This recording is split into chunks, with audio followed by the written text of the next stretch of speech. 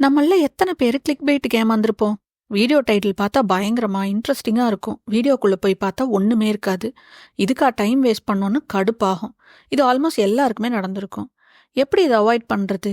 நிறைய information, news, tips, movies, trailers, teasers, ப்ரோமோஸ்னு நமக்கு இன்ட்ரெஸ்ட் இருக்கிற எல்லா விஷயமும் கைக்குள்ளேயே இருக்கு இந்த ஸ்மார்ட் ஃபோன் மூலமா. இதெல்லாம் பார்க்காம இந்த காலத்துல இருக்க முடியாது.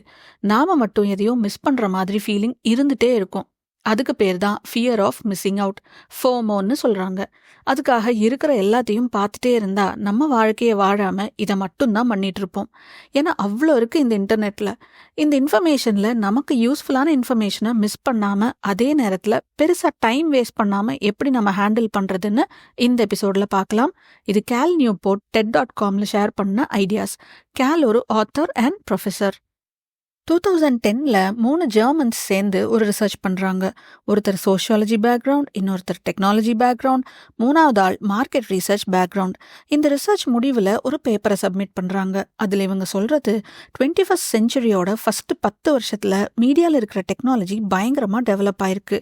2வது 10 வருஷத்துல இந்த டெக்னாலஜி டெவலப்மெண்ட்டுக்கு நம்மளோட சரியான ரியாக்ஷன் எப்படி இருக்கும்னு முடிவு பண்றதா இருக்கும்னு சொன்னாங்க. என்ன ரியாக்ஷன்னு பார்த்தா, நம்ம மீடியாவில் இருக்கிற இன்ஃபர்மேஷனை தெரிஞ்சுக்கிறதுல ஸ்லோவாக இருக்கணும். நிறைய கண்டென்ட் இருக்குன்னு ஃபாஸ்ட்டாக கிளிக் பண்ணிகிட்டே இருக்கக்கூடாது. Author Tim Ferriss low information டயட்னு ஒரு கான்செப்டை சொல்கிறாரு. நமக்கு வர்ற நியூஸ், இன்ஃபர்மேஷன், வீடியோஸ் எல்லாம் எதிலிருந்து வருதோ அது எல்லாத்தையும் பாரபட்சமே இல்லாமல் கம்மி பண்ணிகிட்டே வரணும். அப்பதான் நமக்கு பிடிச்ச மற்ற வேலைகளையும் பார்க்க டைம் இருக்கும், ஃபோக்கஸ் இருக்கும்.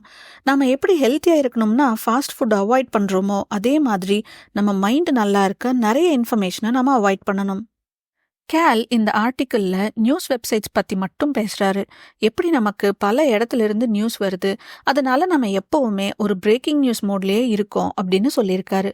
ஆனால் இவர் சொல்லியிருக்கிற ideas news channels, social media நியூஸ்னு மட்டும் இல்லாமல் எல்லா வெப்சைட்ஸ், சேனல்ஸ், சோஷியல் மீடியாவோட கண்டென்ட்டுக்கும் பொருந்தும்.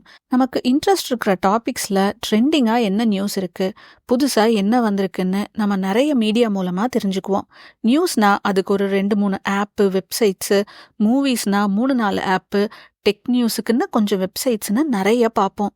இது எல்லாத்துலேயும் நோட்டிஃபிகேஷன்ஸை ஆன் பண்ணியிருந்தீங்கன்னா எந்நேரமோ அது மணி அடிச்சுட்டே தான் இருக்கும். ஆல்ரெடி கம்மியாக இருக்கிற நம்ம கவனத்தை இது இன்னமும் கம்மி பண்ணிடும். இதுக்கு என்னென்ன பண்ணலாம்? ஃபர்ஸ்ட் ஒன், இது நாம் பழக்கப்படுத்திக்கிட்ட ஒரு ஹேபிட். அதை மாற்றணும்னு ஃபஸ்ட்டு முடிவு பண்ணணும். நாம் பார்க்குற சேனல்ஸ், வெப்சைட்ஸ், ஆப்ஸில் ரொம்ப கான்ஷியஸாக இருக்கணும்.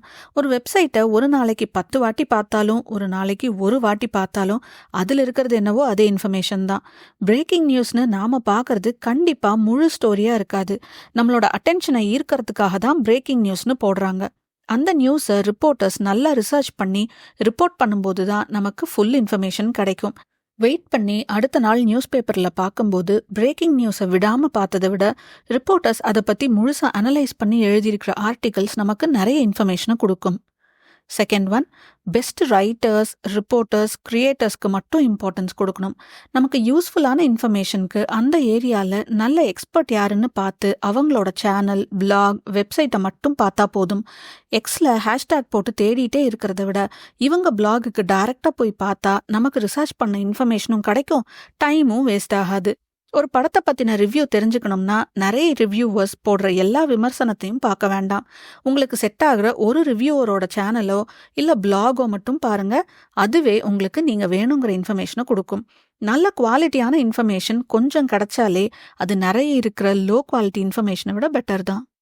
தேர்ட் ஒன், ஒரு விஷயத்தை பற்றி நல்லா தெரிஞ்சுக்க அதில் மாற்று கருத்து இருக்கிறவங்களோட ஆர்குமெண்ட்ஸை பார்க்கணும். சாக்ரட்டிஸ் சொன்ன மாதிரி ஒரு நல்ல ஆர்குமெண்ட் தான் சாட்டிஸ்ஃபேக்ஷன் கொடுக்கும். நம்ம ஒரே கோணத்திலேயே பார்த்துட்டு இருக்கிற விஷயத்தில் மாற்று கருத்து இருக்கிறவங்களோட பாயிண்ட்ஸை கேட்கும்போது ஏன் அவங்க அப்படி நினைக்கிறாங்கன்னு அவங்களோட கோணத்திலிருந்து கேட்போம். அப்போ நமக்கு அதில் விட்டு போன சின்ன சின்ன டீட்டெயில்ஸும் புரிய ஆரம்பிக்கும்.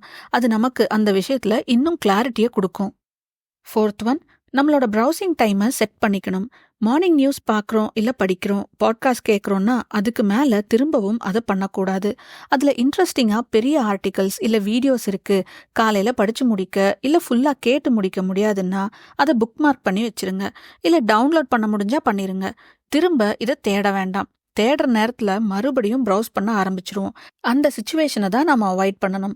டவுன்லோட் பண்ணி வச்சுட்டா இன்னும் பெட்டர். ஏன்னா ஆட்ஸ் வராது. நம்ம இன்டர்நெட் கனெக்ஷன் இல்லாத இடத்துல கூட அதை எடுத்து படிக்க முடியும், பார்க்க முடியும்.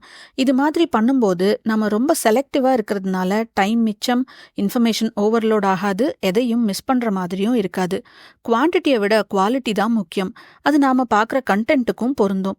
இந்த காலத்துல எல்லா மீடியா கம்பெனிஸும் போட்டி போடுறது நம்ம அட்டென்ஷனுக்கு தான். அதை நாம தான் பார்த்துக்கணும்.